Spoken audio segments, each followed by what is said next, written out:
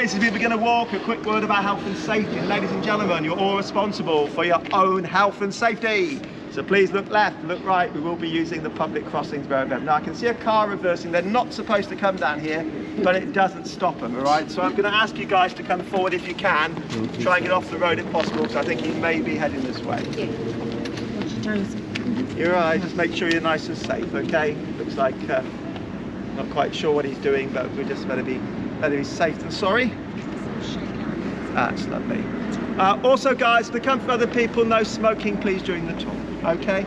So Jack the Ripper, his very name will conjure up images of a foggy street late at night in Whitechapel. There's a woman under a gas lamp, she's talking to the men as they pass by, and it soon becomes clear she's a prostitute looking for a man so she can make a bit of money.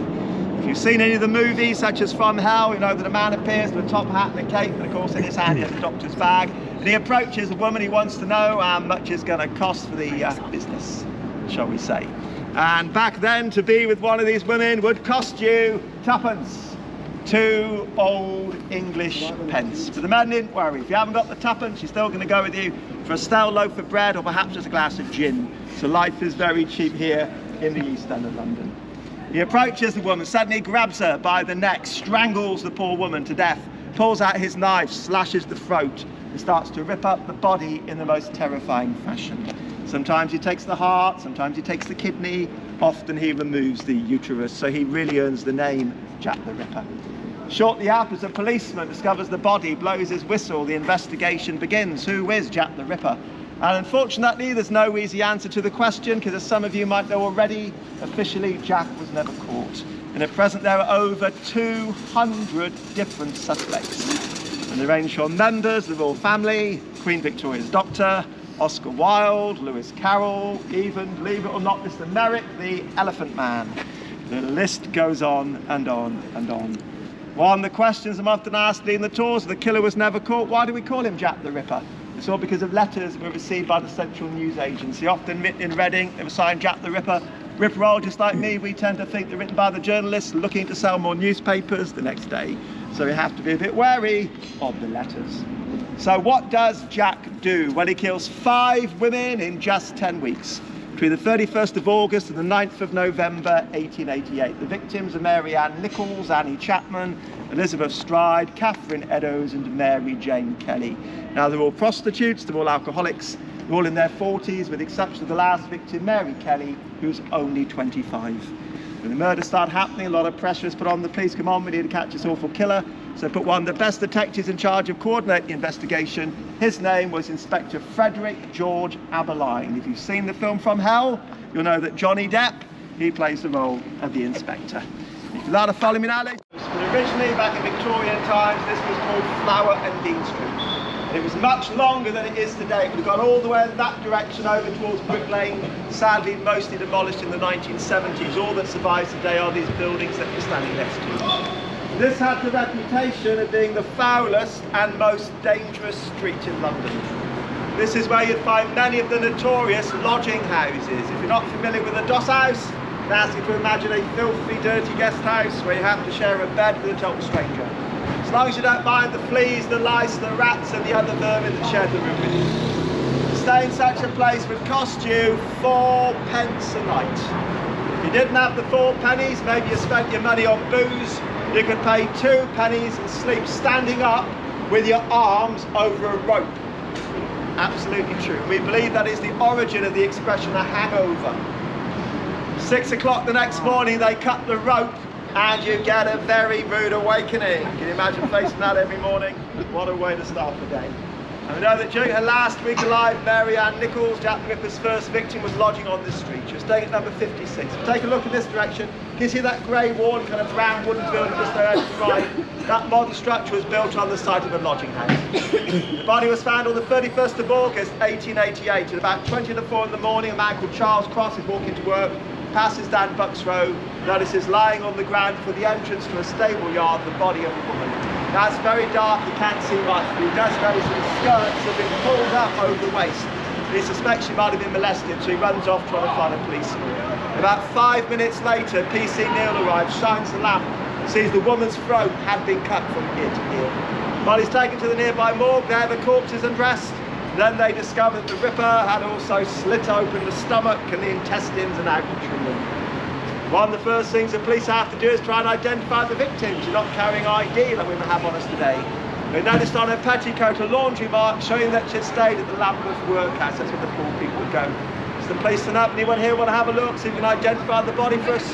You know what they say, curiosity kills the cat. They'd all heard about this. I'll have a look, tell my mate what's seen. And they identified the body as Mary Ann Nichols, often known as Polly to her close and dear friends. Once the police know who she is and then to find out where she'd spent the last day alive, so speak to the locals, they discover she spent most of that day drinking in a pub in this area called the Frying Pan Pub. Just after midnight, she leaves the pub. She makes her way that way towards the usual lodging house. There she asks for a bed for the night, and the lodging house master, quite rightly, demands the 4 pence, the price of a bed up front. And she replies, I ain't got it.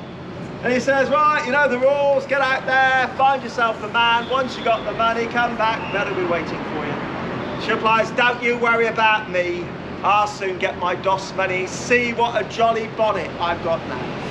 She's wearing this slightly tatty second-hand hat she'd bought that day, probably from Petticoat Lane Market just around the corner. Very sadly for her, she does meet a man that night, but of course the man she met became Jack the Ripper, and she became his first victim. Now to follow me now, ladies and gentlemen, we're going to turn right, okay, heading right. It's a 56 Flower and Dean Street, and that's where Mary Ann Nichols spent her last week alive. And here we have a photograph of the Frying Pan Pub, and that's where she spent her last day alive. In fact, she told her friend she'd earned her DOS money 3 times that day, had spent it all on gin. If she hadn't have been such an alcoholic, she'd had the money for her bed and probably never would have met Jack the Ripper. Here we have an illustration, PC Neil shining his lamp upon the body, and the gateway you can see adjacent to the corpse, that led to a stable yard where horses used to be kept. Now I will be showing you post-mortem photos this evening. Some of them are gruesome, I'll let you know beforehand. If you don't want to see them, you can always close your eyes and look the other way. The next photograph is the post-mortem picture. And here we go, this is Mary Ann Nichols, often known as Polly to her close and dear friends, Jack the Ripper's first official victim. I'm going to make my way over here, guys, so if you want to... In Victorian times, this was known as Church Street because of Christchurch Spitalfields just adjacent to us. If you take a look opposite, you'll see these rather magnificent 18th century buildings, many of which were constructed by my ancestors. They were French Huguenots kicked out of Catholic France due to their Protestant faith. They were welcomed here in London. They brought with them the ability to produce the most beautiful silk. And they needed as much sunlight in their workshops as possible so they could use their looms. So they built them on the roofs. Can you see little annex buildings at the top there? That's where the silk used to be made. And they are constantly filming in this area. And if you were standing where you are now about 3 years ago, you'd have seen Robert Downey Jr. and Jude Law. They were filming here for a movie which has since been released called Sherlock Holmes 3. And I have to say, during filming, the street looked fabulous. They had extras dressed up in Victorian costumes, old-fashioned shop signs in front of the buildings, horse and cart just over there on the corner. I really felt as though I'd gone back in time. So if you haven't seen it yet, Sherlock Holmes 3, a lot of the key scenes were recorded right here. Now, I remember back in the 1980s, these houses were selling for £10,000 each. I just wondered if anybody could guess what the average selling price is today. 1.3? 1.3. Try trebling it. Wow. Yeah, average selling price on this street was £3.6 million. And there's a very nice one sold a few months ago. It had lots of original period fittings, and that reached the all-time record when it sold for £6 million. So it is now a very expensive residential area. And I have to confess, my biggest regret in life. I didn't buy one all those years ago when they were actually affordable, but of course life is always easier in hindsight. What we're going to do now, ladies and gentlemen, is a street just opposite. Can you see this over there? We're going to head down there now. What I'd like to do first of all is just take a look opposite, notice these lovely old buildings, the old shuttered windows, the old-fashioned doorways and so on. What I'd like to imagine is something almost identical behind me here on the northern side of Hanbury Street. But sadly, this side was demolished in the 1960s when Truman's Brewery built this extension on the site. But what you see opposite gives you a good impression of what would have stood behind me originally. And we're standing very close to what was formerly number 29 Hanbury Street. And this is where Annie Chapman was murdered. And she became Jack the Ripper's second victim. And her body was found on the 8th of September 1888. At about 6 o'clock in the morning, a local resident, John Davis, went into the backyard of 29 Hanbury Street. And he discovers lying on the ground adjacent to the garden fence, the body of Annie Chapman. Now her throat had been cut across twice, so severely that the Ripper had almost cut off her head. And to stop the head from rolling away, Ripper takes a handkerchief and then ties a knot around the neck. He then slits open the stomach, takes out the intestines, throws them over the shoulder, removes a bladder and a uterus, takes them away as grisly souvenirs. The Ripper also does something else which is very odd. Anything metal on the body, including her brass ring, was removed and taken away by the killer. The police noticed lying next to the body was a leather apron. They wondered, could the apron be a clue to the Ripper's identity? So they speak to the locals. Anyone around here you suspect of being the killer? And they said, yes, there is actually. There's this Polish Jew lives nearby called John Pizer. He's a bootmaker. He wears a big leather apron. We call him Leather Apron as a nickname. We all think he's the killer. So police rush off, they arrest poor old Pizer, drag him to nearby police station. Angry looking mob are waiting outside. They want to hang him from the lamppost. Well, thank goodness they didn't, because John Pizer was definitely not Jack the Ripper. At the time of the murders, he had a cast iron alibi, including speaking to a policeman. Yes, and let's face it, guys, if you haven't an alibi, it doesn't get much better than that, so they have to let him go. On being freed, he threatened to sue through the civil courts all the people who'd accused him of being the killer. It's estimated that he earned himself up to £3,000 in compensation, which of course back then, 1888, would have been like winning the lottery today. Absolute fortune indeed. Another point now, guys, we're heading this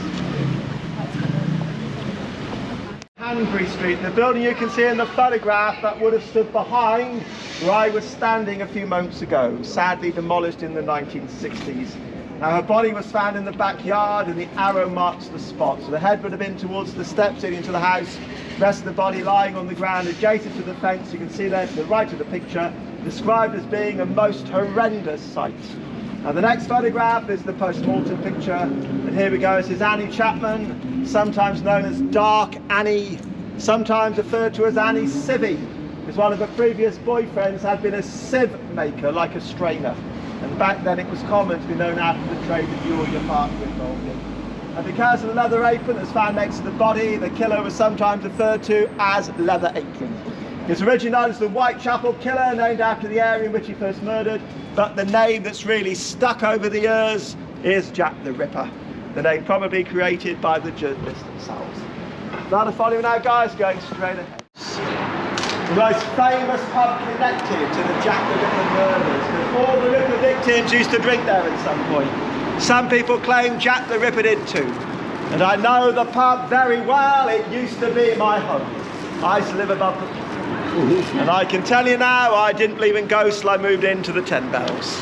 It changed my mind very quickly. It is an extremely haunted place. While the ghost is still seen on a regular basis, lurks in the ladies' toilets in the basement of the building.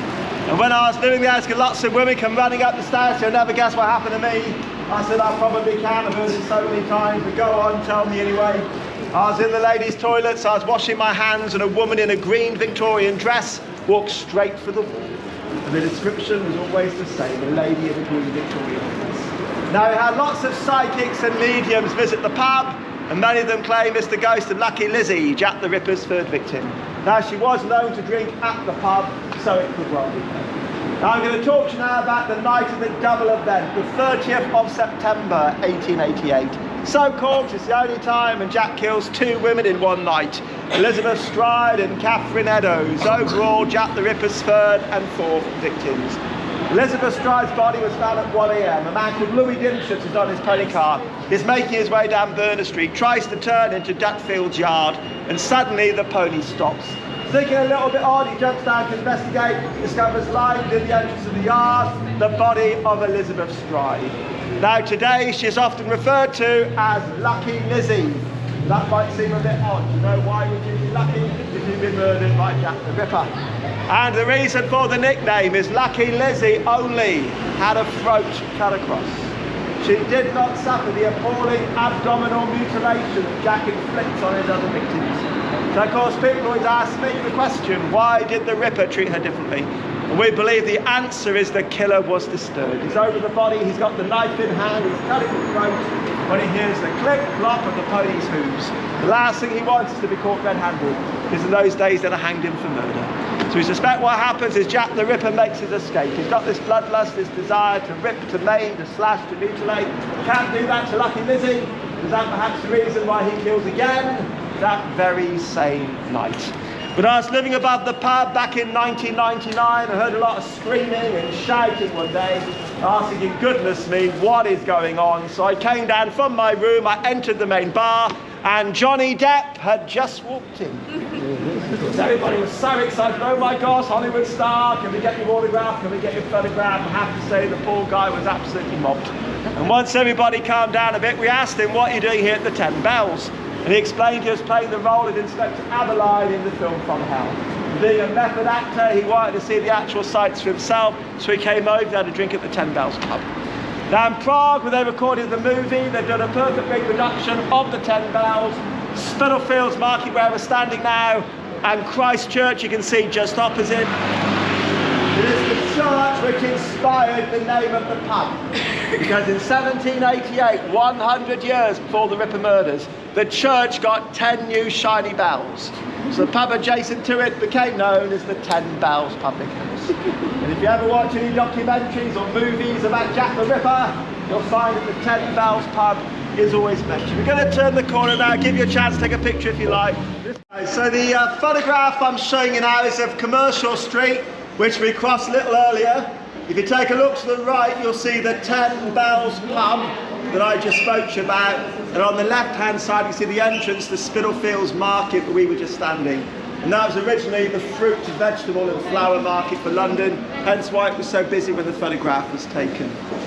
Next picture is of Berners Street. If you take a look to the right, you see above a gated entrance a wheel, and that was the entrance to Duckfield's Yard. And you might remember I explained to you how Louis Dimschutz with his pony cart enters the yard, discovers lying on the ground the body of Elizabeth Stride.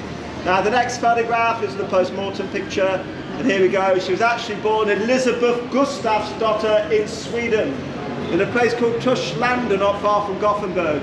And as a young woman, she left Sweden, moved to London looking for a better life, now is an Englishman, and became Elizabeth Stride. But today we know her as Lucky Lizzie, because she only had a throat coat. Would you like to follow me now, guys? We're heading. This large building was formerly the Providence Road Refuge and Crispin Street Convent. Now the nuns, the Sisters of Mercy, they lived in the taller part of the building towards the right. This part directly opposite was the night refuge. Men and women were strictly segregated. Ladies would have gone for this entrance on the corner. If you look above the doorway, you'll see it says women, and just around the other side, we'll pass it in a moment, there's another entrance, that was for the men.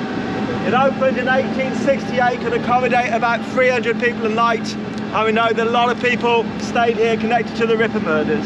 We're going to cross over, guys, watch out. Let's walk down Artillery Passage. You may have noticed it's one of the best preserved Victorian alleyways in London. They're constantly filming in this area for movies, for dramas, like the documentaries I film in this area. Now sadly, most of what you just saw has been demolished. It's too busy tonight to stop down the alleyway, but hopefully as you walk past you notice the old-fashioned shopways and the old-fashioned lamps and so on. It really gives you a good idea what it would have been like right here at the time of the murders. And we're standing now in Frying Pan Alley. You may have heard of an American writer called Jack London. He came here about 15 years after the Ripper murders. He wrote a book called People of the Abyss. And he described seeing men and women beating each other up, babies abandoned in the gutter, and little boys picking up blackened apple cores that were covered in muck and urine and eating them. That's how poor they were here in the East End of London. No wonder he called his book People of the Abyss, because back then this area was a living hell. And we know that all the Ripper victims would have worked in these alleyways at some point, including Catherine Eddowes. She became the next victim on the night of the Dublin Head. 1:45 a.m. 30th of September, PC Edward Watkins enters Mitre Square, discovers lying on the ground the body of Catherine Eddowes. Her throat had been cut across from ear to ear. The body had been ripped open, the intestines taken out, thrown over the shoulder. And it gets worse. He removes her kidney and her uterus, carves triangles into the cheeks, cuts off the end of the nose, bashes in her eye, even hacks off and picks up her right ear. PC Watkins says it looks more like a pig butchered at market than it does a human being. Difficult to believe now, so previous. She'd been locked up safely at Bishopsgate Police Station, where she'd been taken for being drunk and disorderly. Police had done the job, probably kept her in the cell. She probably never would have met Jack the Ripper. And another thing happens that very same night, probably Jack's busiest night. About 3 o'clock in the morning, PC Long is walking down nearby Goulston Street. He discovers lying on the ground a blood-soaked rag. He picks it up, it's still a bit sticky, and it's later proven to be part of the cotton apron that Catherine Eddowes had been wearing that night. The killer had removed it at Mitre Square, probably wiped the weapon with it, dropped it at Goulston Street. And the policeman notices that the Ripper had written a message on a nearby wall in chalk, and it's a very odd message. It said, "The Jeways are the men that will not be blamed for nothing." Jeway spelled J-U-W-E-S, so not Jews, okay? Nothing to do with Jewish people. Realising this was important evidence, he informs the local police commissioner, a man called Sir Charles Warren. He arrives at Goulston Street, takes one look at the message on the wall, picks up the rag, and wipes the message away. Yes, the head of the police, the most senior officer in the land, blatantly destroys crucial evidence. I'm sure you can imagine the locals feel when they hear about this. Pretty angry. How can we expect the police to protect us? Commissioner Warren covering up the evidence. You're going to trust the police? I know I'm not. If you'd like to follow me, guys, I'm going to show you some pictures just over. So, photograph I'm showing you now is of Mitre Square. And Catherine Eddowes' body was found just in front of the building. You can see towards the left. And here we have an illustration. PC Watkins discovering the body. Famously said, looked like a pig that was butchered at market. So extensive were the mutilations. Now the next photograph is pretty gruesome. It's the post-mortem photograph. If you do decide to look now, you'll notice these stitches going up the body, because this photograph was taken after the surgeon had stitched her back together. So not only do I feel sorry for Catherine Eddowes, I actually feel a bit sorry for the surgeon whose job it was to stitch her back together. Can you imagine doing that for a living? Pretty horrible job. Here we have an illustration showing the mutilation inflicted on the face. If you look just below the eyes, you'll notice 2 triangular shaped incisions. Here we have a copy of the message that the Ripper left at Goulston Street. The Jeways are the men that will not be blamed for nothing. And here we have a photograph of the police commissioner, Sir Charles Warren, who was responsible for wiping it away. And if you're thinking to yourselves, what does the message mean and why did the police commissioner destroy it? All will be revealed at the end of the tour as part of my summing up. Here we have a photograph of George Lusk, who was chairman of the Whitechapel Vigilance Committee. And a couple of weeks after the night of the double event, he receives a letter and a parcel in the post. Here we have a copy of the letter. The handwriting is quite difficult to read, so I'm going to quote the contents to you now. Mr. Lusk, sir, I send you half the kidney I took from one woman, preserved it for you. T'other piece I fried and ate. It was very nice. I may send you the bloody knife that took it out, if you only wait a while longer. Signed, catch me when you can, Mr. Lusk. And at the top of the letter where we'd put our address, he had written "From Hell." Hence the movie starring Johnny Depp, the comic book by Alan Moore. It's been used as a title ever since. Much that George Lusk discussed when he opened a little cardboard parcel. There inside was half of Catherine Eddowes' kidney. Can you imagine how disgusting that must have been? Bad enough to be killed by Jack the Ripper, but to be partially eaten by him. Well, of course, the press had a field day. Cannibal Ripper on the loose! Make sure he doesn't eat you.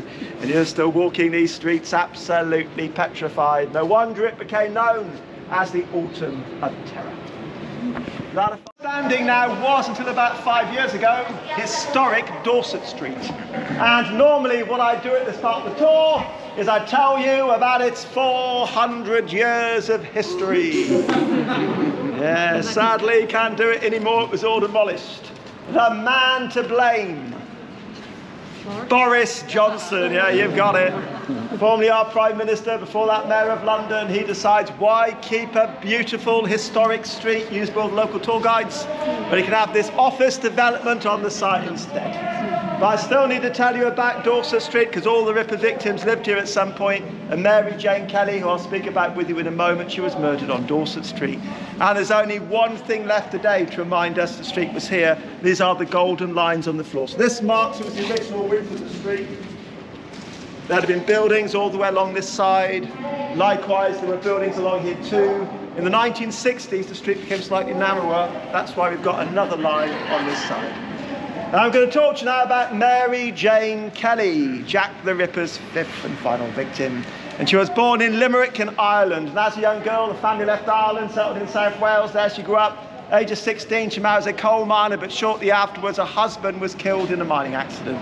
Not a good start to life for Mary Kelly, and believe me, things are going to get an awful lot worse. She stays with her cousin in Cardiff. The years are passing by. She's not really happy with a lot in life. And maybe somebody said to her one day, Mary Kelly, if you can only get to London, you'll find that there the streets are paved with gold. Popular saying back then. Weren't well educated, people sometimes believed it. Can you imagine Mary's disappointment when she arrives here in the East End, discovers these streets covered in vomit, urine, blood, rats, muck, filth of every description. Having nowhere to stay, she went to the Providence Row Refuge, which I spoke about with you earlier, and being a good Catholic girl from Ireland, the nuns welcome her with open arms. In fact, they help her get a job in the West End of London, working in a shop on Cleveland Street. If you're not sure where Cleveland Street is, it's very close to Oxford Street, where you've probably done some shopping at some point.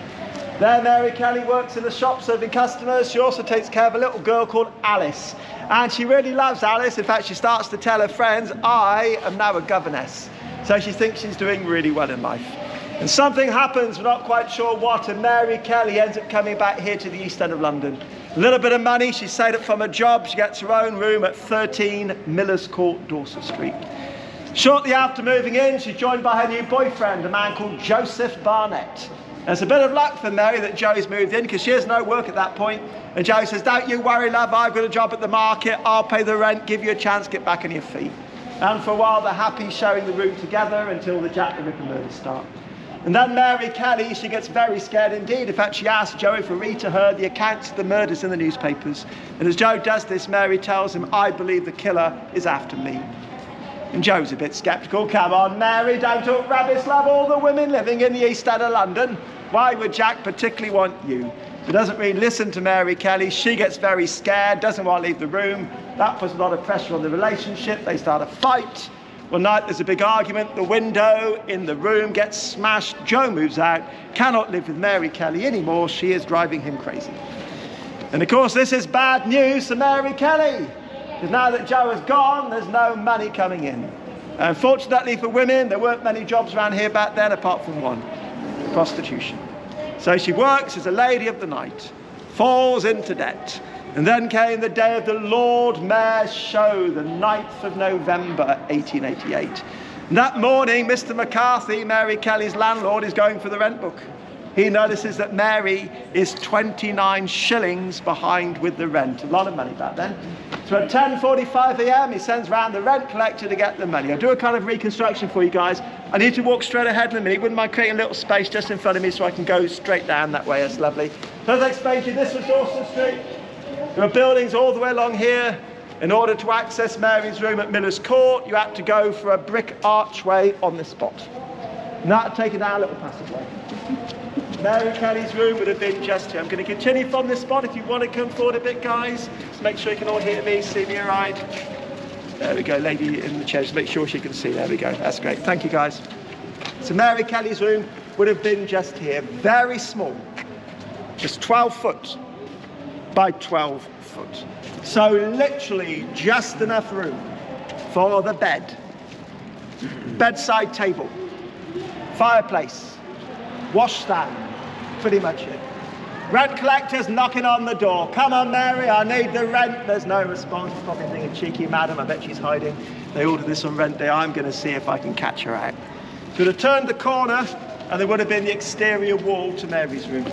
So the rent collector puts his hand through the broken window, grabs the curtain, and pulls it away. But the sight that he sees is so disgusting, so horrific. The poor man is immediately sick, because lying on the bed was the butchered remains of Mary Kelly. She had been skinned to the bone. Every organ had been removed from the body. The heart was torn from the breast, taken away by the killer. He slices off the breasts, the nose, the cheeks, the ears, the eyebrows, removes the chin. On the bedside table were piles of her flesh.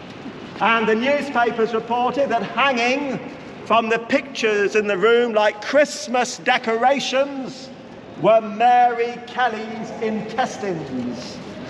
Mr. McCarthy said it looks more like the work of a devil than a man. Difficult to believe another human could have done that to poor Mary Kelly. Now she is the only Ripper victim killed indoors. So she is the most butchered, because Jack didn't have to worry about being disturbed. So everybody's scared. Goodness me, what do you think's going to happen next? What happens next?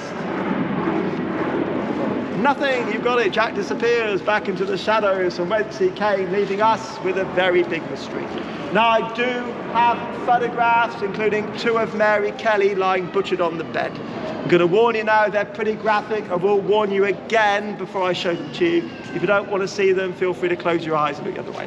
It's a lot of fun, you guys. Heading to